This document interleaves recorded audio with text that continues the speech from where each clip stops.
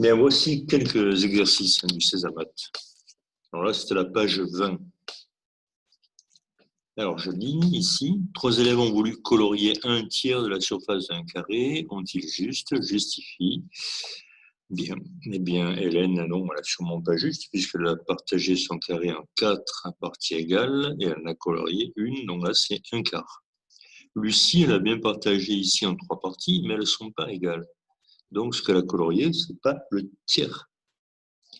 En revanche, Jean, lui, a fait 3 bandes de même surface et il en a colorié une, donc ça fait bien un tiers. Non, il n'y a que Jean qui a fait juste. Voilà. Ici, on me demande pour chaque figure d'indiquer la fraction de la surface totale. Alors, je regarde d'abord la surface totale. Elle a été partagée en 4 parties égales. Il y en a une qui est coloriée, donc un quart. Et ici, 3 quarts. Ici, 2 quarts. Et 2 quarts, ça fait aussi un demi, à moitié. Là, 4 quarts, ça fait un entier, un carré entier. 4 quarts. Ici, il faut regarder, ça a été partagé en 1, 2, 3, 4, 5, 6, 12. 12 parties. 12 parties, 2 qui ne sont pas coloriées, donc il y en a 10 qui sont coloriées. Donc la partie coloriée, c'est 10 douzièmes, 10 sur 12. Ici, 1, 2, 3, 4, un quart. Ici, on a encore partagé en 12 parties.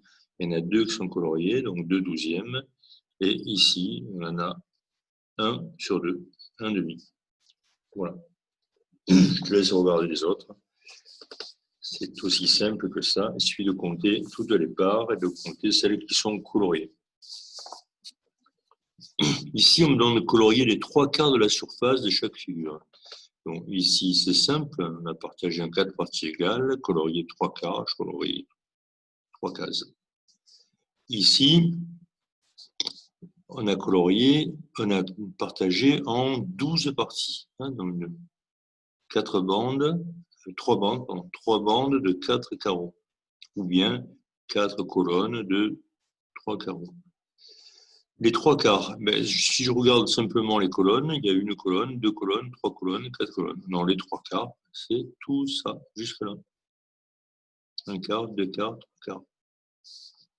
Ici, il faut faire attention, on a un dessin, c'est une frise, et c'est ce dessin-là qui est reproduit 4 fois. Voilà. On voit bien qu'il y en a 4, donc si je veux les 3 quarts, je colorie 3 dessins comme ça. 1, 2 et 3. Il y en a un seul qui ne sera pas colorié. Bien. Ici également, il y a beaucoup de traits, mais je peux remarquer que le carré est partagé en 4 parties par ces 2 médianes-là. Donc, je peux colorier un carreau, 2 carreaux, 3 carreaux. Ou bien, je peux considérer que le carré a été partagé en 4, mais par les diagonales. Et dans ce cas, je peux colorier ce triangle, celui-ci et celui-là. 3 quarts.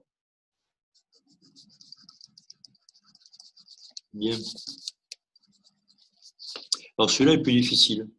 Fais attention. Parce que ne peut pas dire que ça c'est un quart. Donc sinon il y aurait un quart, 2 quarts, 3 quarts, 4 quarts, 5 quarts, c'est pas possible. Donc comment le partager en 4 parties égales? Mais le mieux c'est de tracer les diagonales ici. Voilà, et de voir qu'on a 4 fois ce dessin. Donc si je veux 3 fois ce dessin, je colorie ce dessin, cette partie et celle-là. Il ne restera que ce morceau non colorié. Alors, un guidane.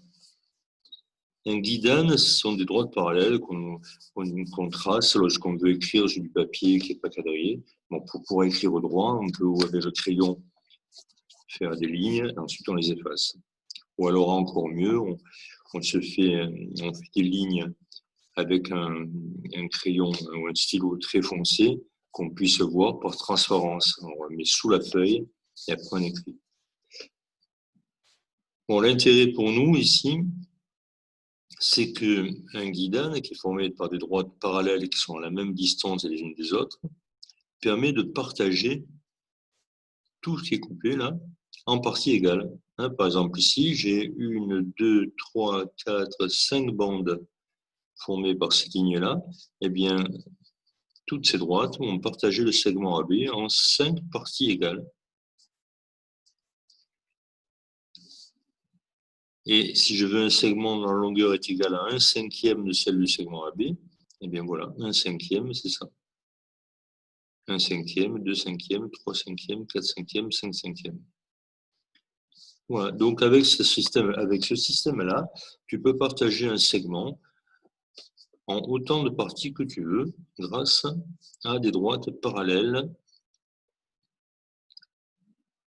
qui sont à égale distance les unes des autres. Bon, cette propriété, on la reverra en 4e, ça s'appelle la propriété de Thalès, mais on peut déjà l'utiliser facilement. Bien, alors on va passer à la page suivante ici. On écrit chaque fraction en toutes lettres, je ne vais pas l'écrire. 5 dixièmes, 12 centièmes, 103 millièmes, 5 demi, 2 tiers, 9 quarts, 10 tiers. Bon, c'est pas trop difficile quand même. Et inversement, 12 centièmes, c'est 12 sur 100. 26 millièmes, c'est 26 sur 1000. Alors, il y a un endroit où il faut faire attention.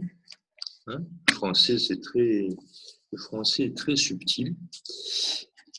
Ici, je ne sais pas si on le voit. Attends, bouge pas, je vais essayer de redresser la barre. Voilà, ici. Voilà, la différence entre 89e et 89e. Alors, il y a 2 indices.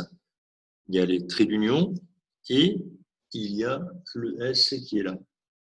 On sait que 20 s'accorde seulement s'il n'est pas suivi d'un nombre. 80, il faut un S. 83, il ne faudrait pas le S. Donc, si ici il y a 89e, ça veut dire que c'est 80. Et le 9e, c'est le dénominateur. 89e. Alors ici, il y a 4 29e. Le trait d'union montre qu'il faut lire ce 29e. 4 29e, c'est 4 sur 29. 4 29e. Donc, vous voyez, bien observer ce qui est écrit. Ça fait partie de la concentration, que ce soit en français ou en mathématiques. Il faut bien décortiquer ce qui est écrit. Bien. Alors, des énigmes maintenant. Ça, c'est facile. On cherche une fraction. On me dit que le dénominateur de cette fraction, je vais mettre ici, est le numérateur de 89 neuvième. Or, le numérateur de 89 neuvième, c'est 89. Donc, le dénominateur de ma fraction, c'est 89. Et le numérateur de ma fraction, c'est le dénominateur de 10 sur 95, 10 95e. Le dénominateur de 10 95e, c'est 95, donc le numérateur que je cherche, c'est 95. Voilà.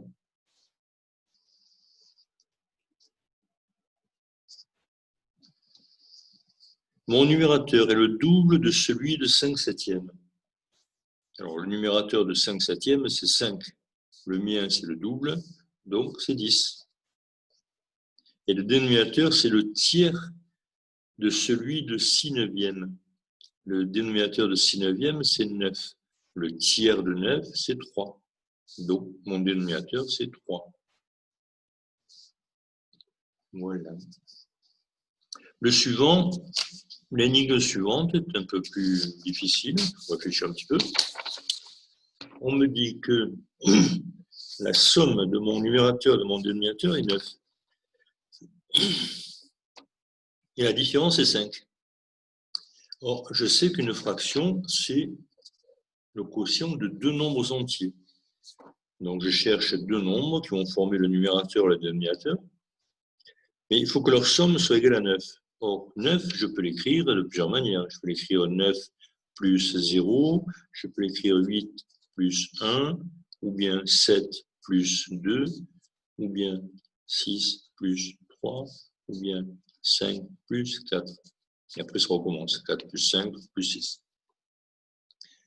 Donc, les nombres que je cherche, c'est un de ces couples-là. 9 et 0, ou bien 8, 1, 7, 2, 6, 3. Mais on me dit aussi que la différence doit être égale à 5.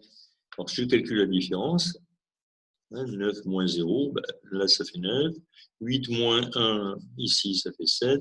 7 moins 2, ici, ça fait 5. Ah, voilà, c'est bon, je pense. J'ai trouvé deux nombres dont la somme est égale à 9 et la différence est égale à 5. Donc, ma fraction est fabriquée avec les nombres 7 et 2. Mais j'ai deux possibilités. C'est ou bien 7 sur 2 ou bien 2 sur 7. Et comme on me dit que la fraction est supérieure à 1, c'est donc 7 sur 2. Une fraction est supérieure à 1 si son numérateur est supérieur au dénominateur. Ce qui est bien le cas ici. Bien, entoure les dénominateurs en vert. Bon, là, je laisse faire, c'est quand même très simple. Entoure les fractions plus petites que 1. Alors, les fractions plus petites que 1 sont les fractions qui ont un dénominateur plus grand que le numérateur, supérieur. Donc, par exemple, 5 sur 32, 9 sur 17.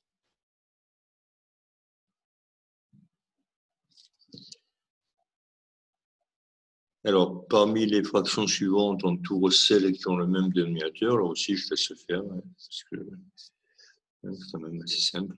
Des mêmes dénominateurs, 3 et 3. Bien, alors ensuite, dans la vie courante, dans 6 mois représente, 6 mois, c'est la moitié d'une année, donc c'est un demi-année. 4 mois, c'est le tiers d'une année, puisque 3 fois 4, ça ferait 12. 30 minutes, c'est une demi-heure. 15 minutes, c'est un quart d'heure. 45 minutes, c'est 3 quarts d'heure.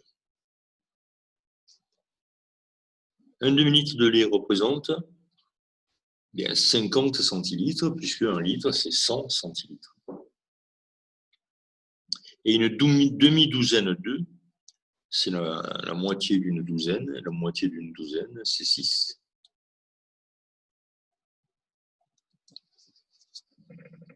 Voilà. Le dernier, pour aujourd'hui. Un sac de billes est composé de 5 billes bleues et 3 billes rouges, qui représentent la fraction 5 huitièmes. Et en tout, il y a 8 billes et 5 sont bleues. Donc, 5 bleus sur 8. C'est la proportion de billes bleues dans ce sac. Si je rajoute une bille rouge, que va-t-il se passer? Il y aura 4 billes rouges, il y aura 9 billes en tout, mais la proportion de billes bleues, ce sera 5 neuvièmes. Donc, la partie de la fraction qui est modifiée, c'est le dénominateur. Il y aura 5 billes bleues sur 9 billes en tout. Si maintenant j'enlève une bille bleue du sac, donc j'ai toujours 5 bleus sur 8 billes, si j'enlève une bille bleue du sac, qu'est-ce qui va se passer? J'aurai plus que 4 billets bleus, mais j'aurai 7 billets seulement dans le sac, puisque j'en avais une bille en tout. Donc là, les deux numérateurs et dénominateurs vont être modifiés. La proportion de billets bleus, ce sera plus que 4 sur 7. Bien, alors on va rester là pour cette fois.